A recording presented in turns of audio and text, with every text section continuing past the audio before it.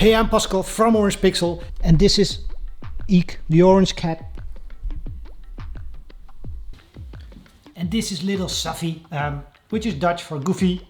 Hey, Suffy? Because he's not the smartest cat in the house, but he does know that Suffy is his name. Names are important, and especially for games.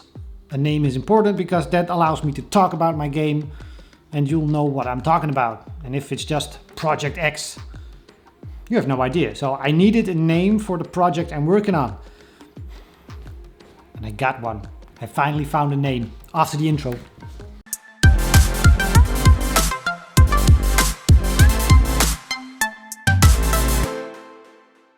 Alright, we have a name for the game, for the project. I can actually now call it something in a minute.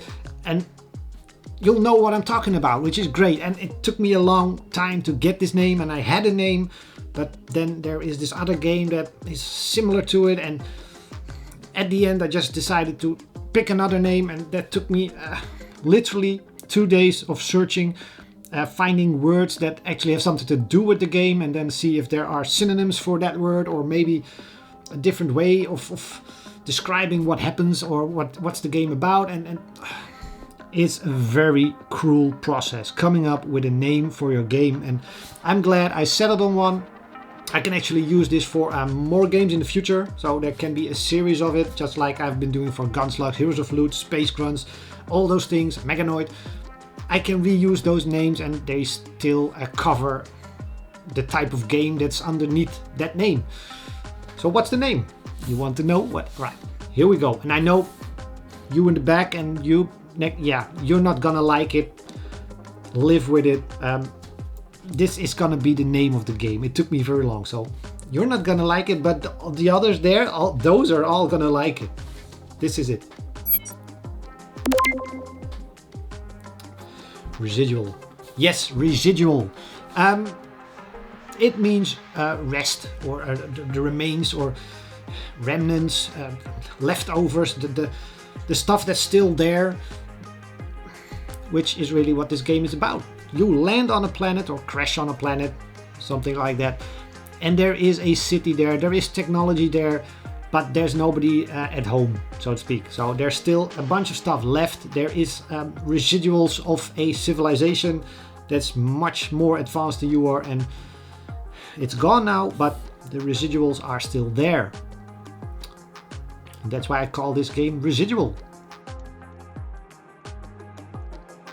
So naming a game is very important, because now when I talk about this game or show screenshots and people ask me, what is this game? Where can I find more information on it? I can now point them to, well, not at time of recording, but hopefully when this video is up, I can point them to the Steam store page. Check the description below.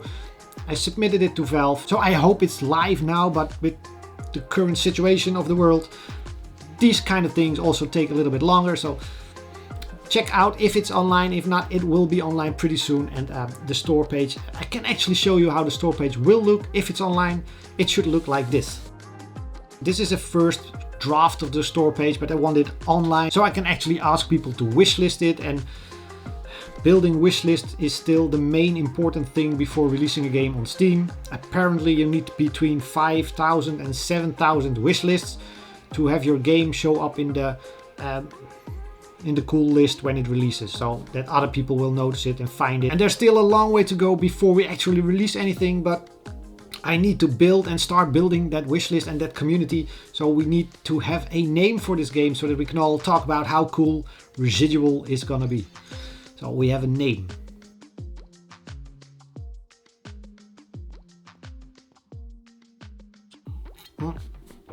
But I did a lot more than just come up with a name this week.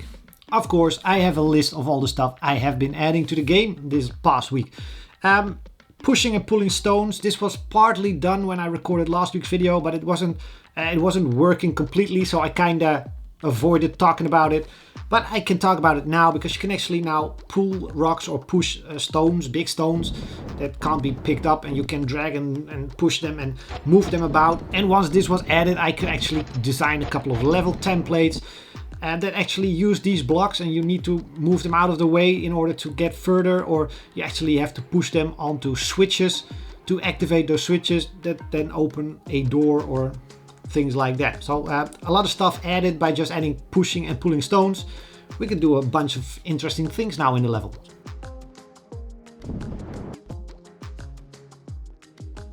So I'm still sticking to the no weapon thing I came up with, and I did add a bomb this week, but it's not to kill stuff, it's to explode parts of the level. So there are now, I call them glucoberries, which are just a type of berries that are very explosive when you heat them up. So put a little vine on it and you have a glucobomb, and then you can light up the glucobomb, then place it next to a wall that can explode, and just walk back a few steps and wait a few seconds, and it will set off some fireworks. Now at first I was able to just explode every bit of the level, every part of the level, and that obviously creates a couple of design problems, because if the player can just blow up everything, it means he can get to places that you maybe don't want the player to reach. So the player could actually work himself into a lot of problems and trouble.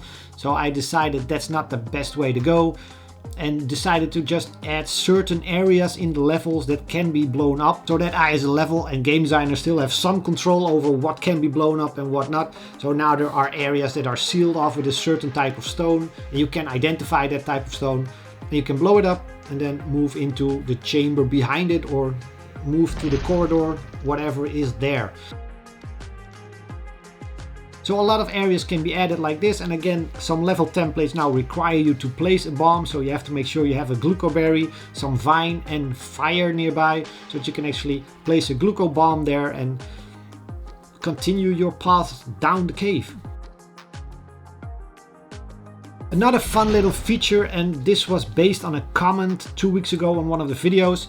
The comment was this: cobwebs, fire, and I was stupid for not coming up with it myself actually, because every good Tomb Raider or Indiana Jones movie or whatever, if you're down there are cobwebs, and you can use a torch to make them vanish in a cool way. So there was a great little feature, and it doesn't really add a bunch of stuff to the gameplay itself, but it adds a lot of cool details to the game. So there are now cobwebs being generated on different places based on a different rule set, and if you have fire near a cobweb, the cobweb will catch fire and it will magically disappear, and if it's next to another cobweb, it will set that cobweb on fire, and so on and so on, and it's just a cool little effect. And it doesn't really add anything to the gameplay besides just looking cool and making you feel cool and awesome as an adventurer.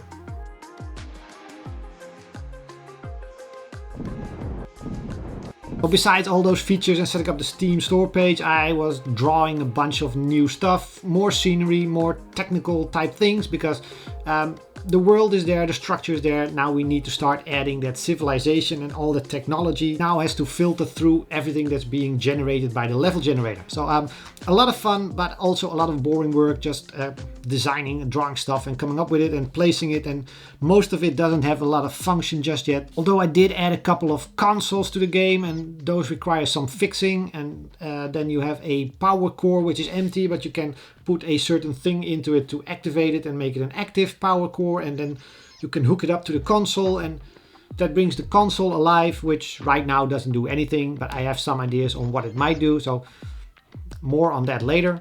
And the next big thing I'm working towards is a demo version of the game, so that it's playable by people, because I joined the Steam festival type thing, or at least I submitted this game for Steam. I hope it gets picked up, and then there will be a demo downloadable on Steam, and it will hopefully get a little bit of attention on Steam, which is just great. And it's I don't know, if I don't try it, it's not gonna happen. So this is what I'm gonna work towards, make sure there's a demo before May the 15th, and perhaps if I don't get into Steam, I might just put the demo on itch.io or something, and have people play this game as it is right now, and we'll see what that brings. So that's it for this week's video. A bunch of stuff done. Besides working on this game, I've also pushed out a new Space Grunts update, which I'm still doing weekly.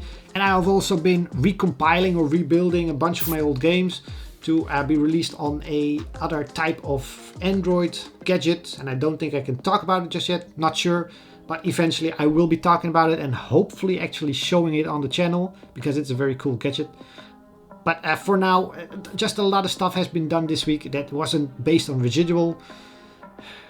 I like saying that name though. It's Residual, the new game Residual. And for those that are complaining there's not a lot of gameplay shown in these videos just yet, well, this is how my channel works. I talk about my games and the stuff behind the scenes and show a little bit of the game.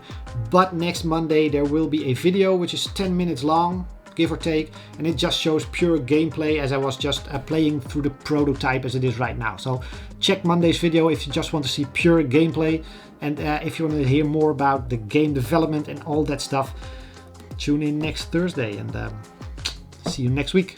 Bye.